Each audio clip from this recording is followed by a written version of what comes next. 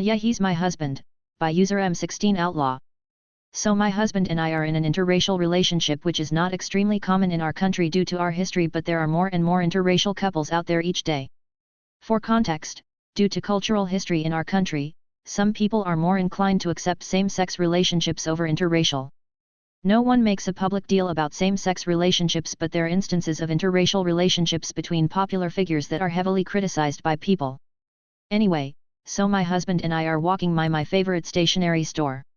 And I'm like a kid in a candy store, walking down every single aisle and pointing out things I want to buy, explaining why, and just generally sharing with my husband, who is walking a step back from me with the trolley, just lazily following me down each aisle, patiently listening to what I have to say, because he's amazing, lol. He then got distracted down one of the aisles with some gadget, and I just continued down the next aisle when this lady starts following behind, and I kind of just ignored her. Maybe it's not relevant, but she's the same race as my husband.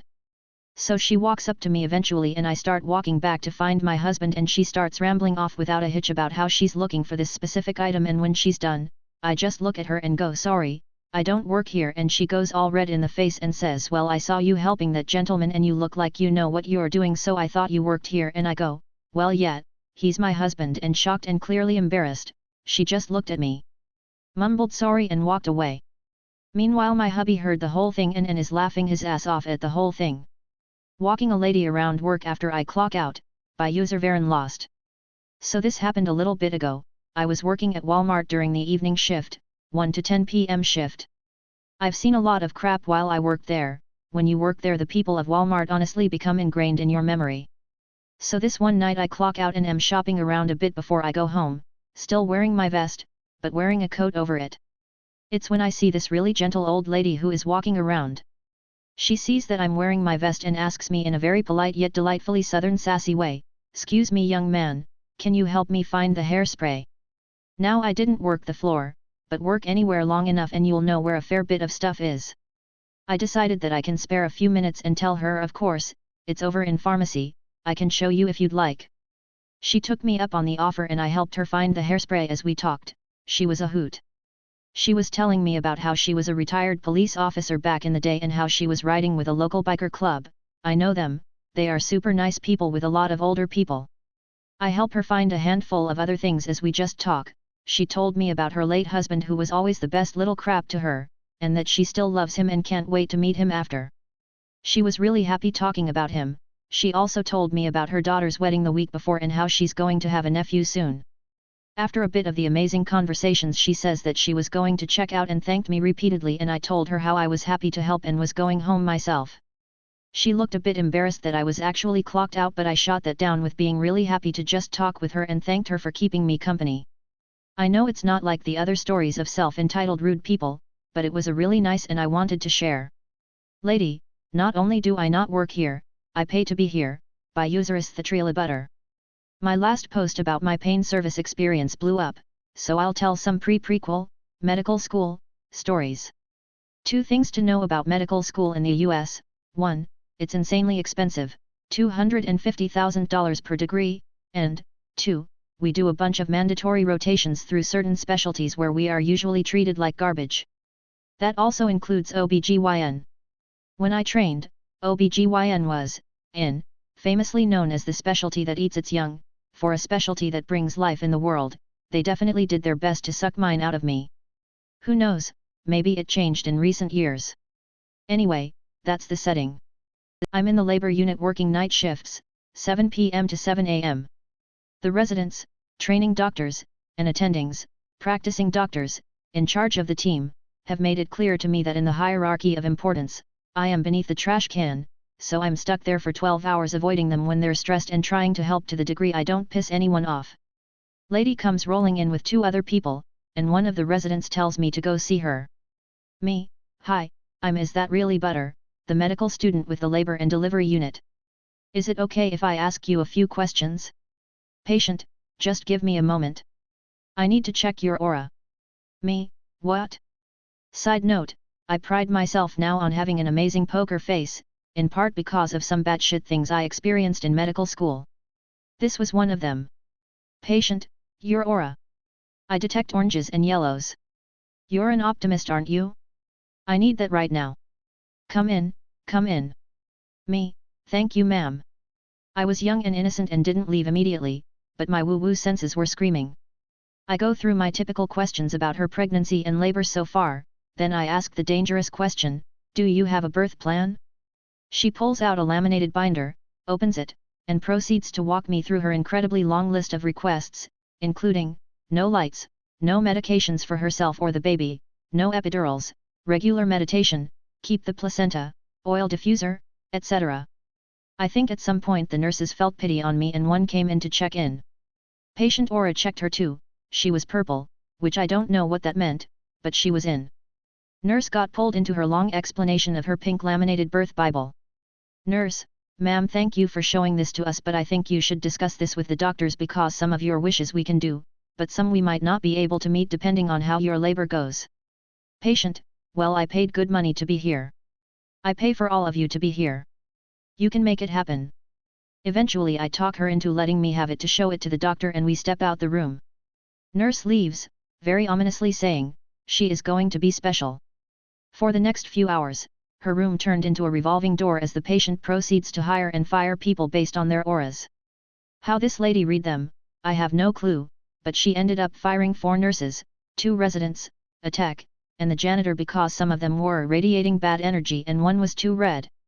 She absolutely refused to have any discussion about her birth plan or give any leeway with it because it was decided with her spiritual guru. No one wanted to talk to her because she was too woo-woo. So clearly I'm stuck going into her sage-scented room to appease her whims, including, cleaning her stuff, refilling her oil diffuser, rubbing tea tree oil on weird places, helping her in her yoga positions. Then the labor pain really kicked in. And suddenly, morphine was okay in her birth plan because it was a natural remedy. And the anesthesiologist's piercing green aura was tolerable because he mellowed into a soft matcha. Except, when you give too much morphine to a pregnant woman, the baby also gets it too, and the baby's heart rate was slowing. So I'm stuck telling her she can't get more morphine. Patient, oh thank goodness you're here. I need more morphine, I'm in so much pain. Me, ma'am, I understand you're in pain. However, we can't give you any more. Your baby can't tolerate it. Patient, the baby? The baby is completely fine. I feel him. It's me you should be worried about. I'm the one paying to be here. I'm in pain. I need the morphine. Me, ma'am, the anesthesiologist can discuss giving you an epidural for pain control. It'll be safer for both you and the baby and it'll control your pain. Patient, you want to put that toxin in my body? Didn't you read my birth plan? Absolutely not. I need the morphine. Again, I paid to be here. I pay for your salary. I hired you. Remember, I can fire you. You should be listening to me here. Me, in my 11th hour of being there, she broke me ma'am, with all due respect, I'm just the medical student. I don't get a salary, I actually pay to be here. Even if you fire me, your doctors, including your anesthesia team, is saying you cannot get more morphine because it is a danger to your baby. I'm sure that the anesthesiologists are happy to discuss any other options for your pain control, which includes an option for an epidural. Patient, fuck those toxins and fuck you. Get out. You're fired too. I knew you weren't a yellow. You were a chartreuse. So I got to go home and collapsed happily in bed. The next day, I check in and I got the full story from the nurses. Apparently, she cracked and got an epidural. Then she went into active labor and hated it so much she demanded it to stop. She underwent general anesthesia for a C-section and delivered her baby. For the rest of the month I was there, all of us had little name tags with our aura colors on it. I was chartreuse. TL, Dr. Aura reading lady fires me over morphine and ends up playing herself. This made me feel good even though I don't work there, by user Bridget_Keyless My husband and I were shopping at Walmart a couple of days ago and were heading toward the home goods area when I heard a couple getting frustrated, by the tones of their voices, a couple of aisles away. I told my husband I'd be right back, and went over to ask them what was wrong. They were looking for folder tabs to put into folders in order to mark different sections. Now, I keep a database of seeds because I collect packets of seeds the way some people collect baseball cards, yeah I'm a botany geek, so I knew right where those were. So I told them, hey, I know where that is, you're in the wrong area, it's in with paper, folders and stationery and office supplies, follow me. So I lead them right to where it was. Hat. The guy said, "Hey, they need more employees like you, helping people on your day off." I couldn't help but laugh and I told him, "Sorry, I don't work here, I just happen to know where a lot of the stuff is around here." He and the lady he was with also laughed and then the guy said, "Well, you should be, you're at least helpful." They asked me where a few other things were for office supplies, and then where the women's clothing was. They apparently had everything else. No biggie, like I said, I know where everything is there, they don't change the store around much. I was glad to help. I don't work there, but it still felt good to be useful. All in all, it was a great day. I do work for the company, this supermarket isn't under the company though, by user ya just done 33 dabra 3 ak. Long time lurker even before joining Reddit, have always wanted to post this on here. For the record, country is situated in Singapore, we are predominantly Asian mixed with other races of color. We do have Caucasian/Saudi/ people from Africa etc. but they'll usually be in the city/town/CBD area. I do hope this doesn't come off as rude or offensive because I'm not sure how to describe the country lol. Also would like to apologize if my English is weird. Although I take it as my first language, I still get nervous speaking or typing it anywhere that has others who already has it naturally as their first language. This happened about a year ago, 2 months before I left the company. One known fact about this company is that it's the main headquarters of a certain mailing company and is also basically a shopping mall by itself, the whole building split into shopping mall at the front and office at the back. So during my 1-hour break, I went to the basement level to get to the supermarket, called NTUC, to get my microwavable food, some plastic plates, spoon and forks. As I worked my way through the aisle looking for some instant noodles because why not, I heard an almost gruffy voice asking me that he needed help. I looked up, obviously very confused, and noticed it was a Caucasian man. I looked left and right, saw another person there who looked equally as confused before I asked in a very meek voice, "Yes sir." "Ah yes, I was wondering if you could help me find an item." He asked again, while furrowing, his eyebrows at me. I blinked once. Twice. Then finally cocked my head to the side, "I'm sorry, but I don't work here." "But you're wearing the uniform." He shot back and I looked at my work uniform, a purple, checkered button-up shirt, then back up at him, and he continued, "You work for company name.